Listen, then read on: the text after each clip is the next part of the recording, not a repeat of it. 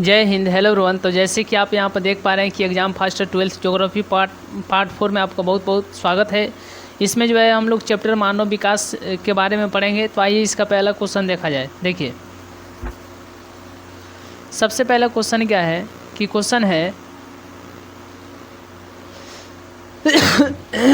मानव विकास सूचकांक के रूप में जाना जाता है।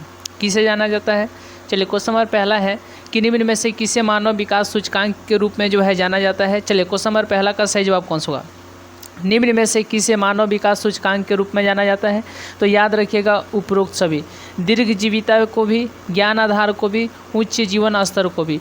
इसलिए इस क्वेश्चन का सही जवाब कौन सा होगा? तो याद रखिए इस क्वेश्चन का सही जवाब कौन सा होगा? तो एक का डी होगा, उपरोक्त सभी। चलिए नेक्स्ट क्वेश्चन है क्वेश्चन नंबर यहाँ पर 2।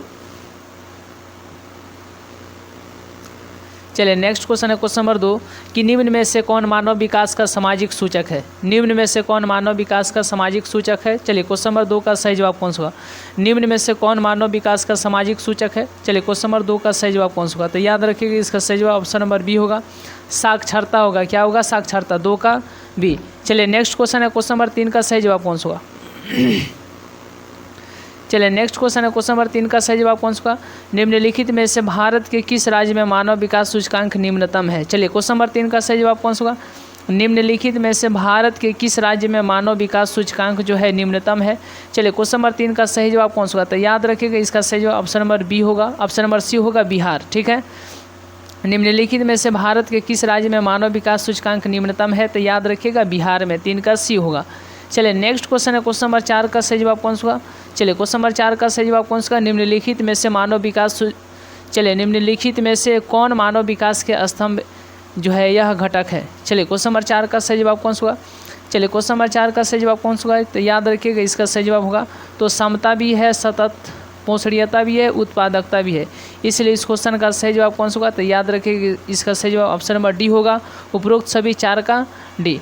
चलिए नेक्स्ट क्वेश्चन है क्वेश्चन नंबर 5 का सही जवाब कौन सा होगा? चलिए नेक्स्ट क्वेश्चन है क्वेश्चन नंबर 5 का सही जवाब कौन सा होगा? ये देखिए, विकास लोगों के लिए। चलिए आपको याद रखना है यदि आप हमसे जुड़ना चाहते हैं, ठीक है, 88 73 74 10 70 इस पर जो है आप 31 रुपये का पेमेंट कर दीजिएगा। ठीक है, गूगल पे, पेटीएम, पे फोन, ठीक है, और उसका स्क्रीनशॉट जो है इसी नंबर पर तो व्हाट्सअप कर दीजिएगा। आपको जो है ग्रुप में ऐड कर दिया जाएगा ताकि आपको जो है पीडीएफ नोट्स और सारे के सारे वीडियो जो है आपको जो है अवेलेबल करा दिया जाए। तो याद रखिएगा 88 73 74 10 70। चलिए हम लोग नेक्स्ट क्वेश्चन नंबर 5 की बात करते हैं। ये देखिए, विकास लोगों के लिए विकल्पों का विस्तार है, विकास लोगों के लिए विकल्पों का विस्तार है, यह कथन किस विद्वान का है? चलिए क्वेश्चन नंबर 5 का सही जवाब कौन सा? विकास लोगों के लिए विकल्पों का विस्तार है, यह कथन जो है किस विद्वान का है? क्वेश्चन नंबर 5 का सही जवाब कौन सा? तो याद रखिएगा डॉक्टर महबूब उल हक का है। किनका है? तो डॉक्टर महबूब उल हक का है, 5 का ए होगा। चलिए तो आज का क्लास जो है हम लोग यहीं तक रहने देते हैं, मिलेंगे नेक्स्ट क्लास में नेक्स्ट वीडियो में, तब तक के लिए बहुत बहुत धन्यवाद।